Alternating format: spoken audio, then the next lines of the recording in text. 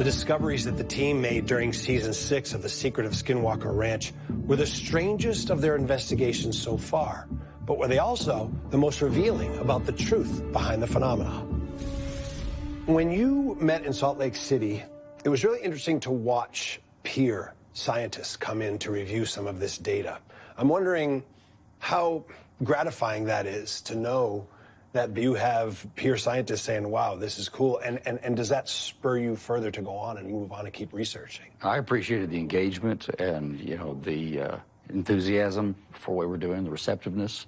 I also respected the restraint on the parts of those who were consulting with us, and I think the consensus throughout was very interesting.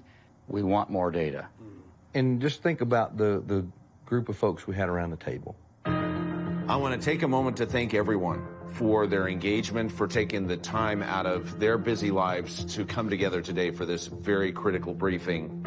We had 4-star General Lord in charge of Space Command before he retired, Jay Stratton, who was a second-tier Defense Intelligence senior leader and ran NOSAP, ATIP, and the UAP Task Force, Eric Schrock, who was an aerospace engineer for the Skunk Works. He led the R&D department there.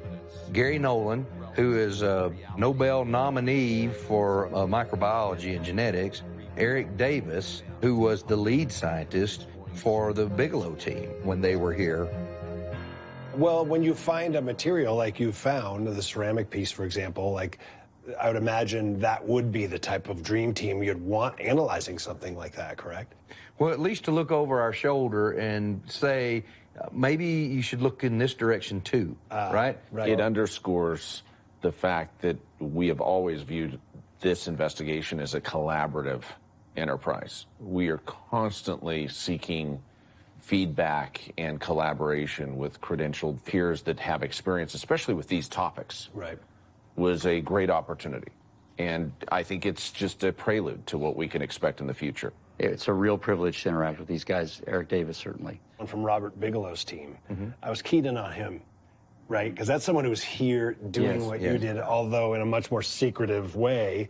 And I'm watching him thinking, what's he thinking about? Well, before Eric Bard took on the responsibility as principal investigator back in 2016, Dr. Davis was the one person who'd spent more time than anyone else analyzing, researching the property, and really devoted to the Skinwalker Ranch investigation. I would say that as much as anyone else, you know, the things that he volunteered, his experience really informed our early approach to the work going back to 2016. What was your gauge on his reactions to the ceramic piece, for example? Eric was very interested and very engaged. Right.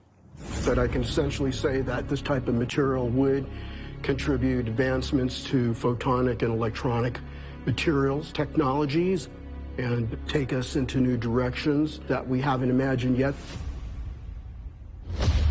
In fact, after the day was over, he sent us an email that had about 5 pages of ideas and experiments and measurements that we could potentially make, and some ideas of instruments that we should look into acquiring. I get the feeling Eric Davis is a man with some unfinished business with this contact. Well, I would present that perhaps he was a little jealous, and not jealous that we outdid him or anything, but just of the capabilities we have now that he did not have. Had I had that. Had he had what we have now, he would have probably made the same sort of discoveries. If anything, the one person at that table that was validated was Dr. Davis. Yeah.